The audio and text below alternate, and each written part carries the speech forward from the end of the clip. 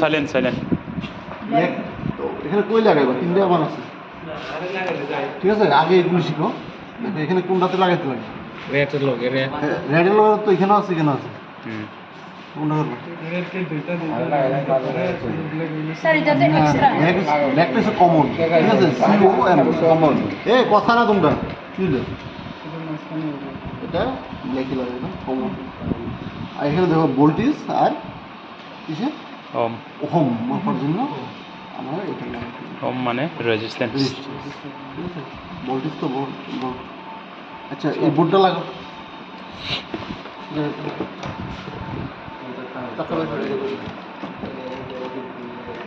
তাহলে দেখো এখানে এটা ছাড়ো, এটা অপোজিশন আছে। হ্যাঁ, এই দেখো এখানে একটা মার্ক করা আছে। এই মার্কটা যেদিকে মুভ করবে ওইদিকে হইবে। ধরো এখানে এই মার্ক, এই চিহ্নটা কি বোঝায়? এ মানে কি? এ মানে কি? এম্পিয়ার, মানে কারেন্টের ইউনিট। কারেন্টের ইউনিট হলো এম্পিয়ার। তাহলে এখানে মাপা হয় এই কারেন্ট, এই রেজিস্টার মধ্যে, মানে এখানে 200 আর 1000 আছে, ঠিক আছে? তাহলে আমি 1000 ভোল্ট এম্পিয়ারের মধ্যে যেটা আছে এখানে রাখবো। হ্যাঁ, আমার ধরো মাপতে গেলে ওই এম্পিয়ারটা 1000-এর মধ্যে হইতে পারে। তাহলে 200 থেকে বেশি হইলে আমার এখানে 200, 200-র বেশি এখানে মাপতে পারতাম না এখানে, ঠিক আছে? তো এখানে হচ্ছে হার্জ। হার্জ এজেড মানে কি? Hertz, kilo hertz, 2 kilo hertz maximum মাপা যাবে। হার্জ হলো ফ্রিকোয়েন্সি, ঠিক আছে? ফ্রিকোয়েন্সি। তাহলে কোনো লাইনের ফ্রিকোয়েন্সি মাপতে গেলে এখানে রাখবো। আর এখানে সিম্বল হচ্ছে এসির ভি, মানে ভোল্টেজ, ঠিক আছে? ভোল্টেজ ধরো এখানে 200 ভোল্টের মধ্যে, রেঞ্জের মধ্যে যেটা আছে এটা এখানে রাখবো। আর 750 যেখানে এখানে রাখবো, ঠিক আছে? আপ টু 7, মানে অ্যাবাভ 200 আর বিলো আপ টু 750। তারপর এখানে আছে দেখো, এখানে এই সিম্বলে কি? DC symbol. হ্যাঁ, ডিসি ভোল্টেজ। এটা এসি ভোল্টেজ, এটা ডিসি ভোল্টেজ, ঠিক আছে? তাহলে ডিসি ভোল্টেজ এখানে আমি বিভিন্ন রেঞ্জে রেখে আমি মাপতে পারবো, ঠিক আছে? ডিসি ভোল্টেজটা এখানে আছে আমার ড্রাইভ টেস্ট করবো। হ্যাঁ, আর এটা হলো কন্টিনিউ টেস্ট। হ্যাঁ, বাজার আছে একটা, দেখো বাজার সিম্বল আছে, বা ওহম। হ্যাঁ, রেজিস্ট্যান্স, এখান থেকে সবগুলি রেজিস্ট্যান্স মাপতে পারবো। এখানে হাই মেগা হোমের রেজিস্ট্যান্স, এখানে মেগা হোমও করা যাবে, কিন্তু এটা বেশি রেঞ্জের, ঠিক আছে? এখানে কিলো হোম পর্যন্ত আছে। হ্যাঁ, 2 মেগা হোম পর্যন্ত এখানে আছে। এগুলি সব রেজিস্ট্যান্স, এখানে এই পুরোটা রেজিস্ট্যান্স, ঠিক আছে? এবার বিভিন্ন রেঞ্জ অনুযায়ী আমি এটা সিলেক্ট করবো, ঠিক আছে? ধরো আমি এখন আমাদের যে সাপ্লাই সিস্টেমটা আছে ভোল্টেজ, নাকি ভোল্টেজ তো 200-এর অ্যাভাব বাড়ি বাড়ি, তাহলে আমি 750-তে রাখতে হবে। লাগাইছো তো? সুইচটা অন করছো? উপরে ওই ইয়াটা তো কাটারটা অন করো, কাটারটা অন করো, তাহলে আমি ভোল্টেজ মাপবো, নাকি?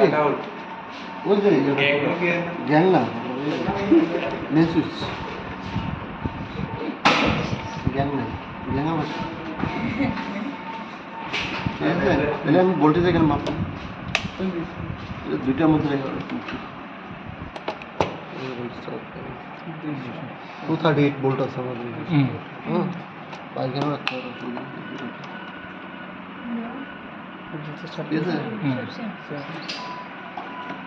তাহলে ভোল্টেজ আমার এই এটা গেল 200 পার হয়েছে। 200-এর বেশি, এখানে তো রাখলাম 750। ঠিক আছে, 200 হলে কিন্তু এটা হইতো না, এখানে রিডিং দেখাইতো না। তাহলে আমার রাখতে হবে 750, কারণ আমাদের সাপ্লাই ভোল্টেজ আমার 200 এভাব। এবার এম্পিয়ার মাপবা, এম্পিয়ার মাপা দেখো, এম্পিয়ার তার দিয়ে মাপতে পারতাম। হ্যাঁ, কারণ এখানে দেখো ভোল্টেজ আর রেজিস্ট্যান্সে, তাহলে আমার বাল্ব লাগাও, বাল্বগুলো এটা প্যারালাল লাগাইছিলাম, ভোল্টেজটা কিন্তু প্যারালাল লাগাই নাকি কারণ মাপতে গেলে দেখো এখানে এই যে লোয়েস্ট আছে 200, লো হান্ড্রেড রাখতে হবে আমার। এবার জিরো মানে লোড কম, ঠিক আছে?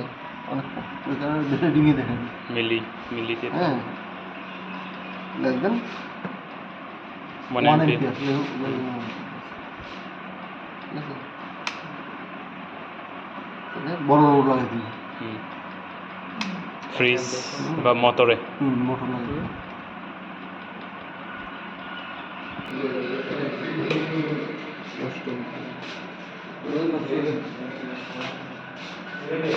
ওটা তো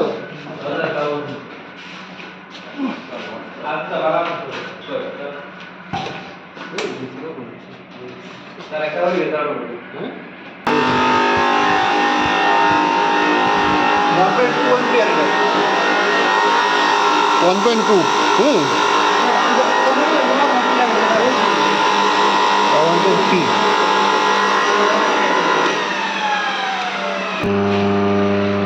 ফোর এম্পিয়ার 4.1 4 এম্পিয়ার এম্পিয়ার অনেক বেশি 4.1 এম্পিয়ার অনেক কারেন্ট ভালো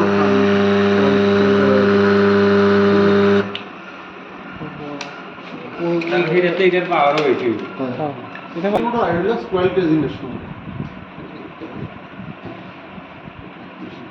ভোল্টেজ টেস্টিং ডান বেশি হইতো না পুরো নাকি কি করে হইতো না না কয়লার শেষ তো কম হইতো পয়েন্ট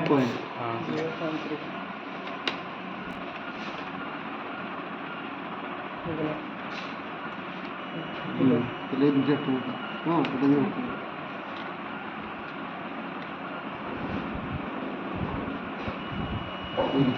ঠিক আছে ধরো এটা 6 ভোল্ট ব্যাটারি এই দেখো 6 ভোল্ট ব্যাটারি ওই কারণে আমি 2 এর ভিতরে না রেখে অ্যাবাভ 2 রাখছি ঠিক আছে তাহলে এগুলি দেখো এদের ভোল্টেজ কিন্তু মাইনাস দেখা যাচ্ছে ঠিক আছে এই যে সামনে মাইনাস উল্টো হয়েছে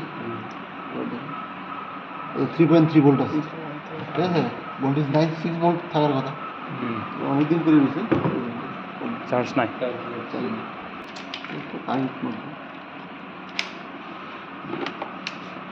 সিরিজে করতে হবে এভাবে করে নিলে স্যার এখানে 50 আছে হ্যাঁ ঠিক ঠিক সিরিজে করতে হবে এই 50 আছে আমাদের সাপ্লাই সিস্টেমের ফ্রিকোয়েন্সিতে 50 আছে সবই তো হিন্দু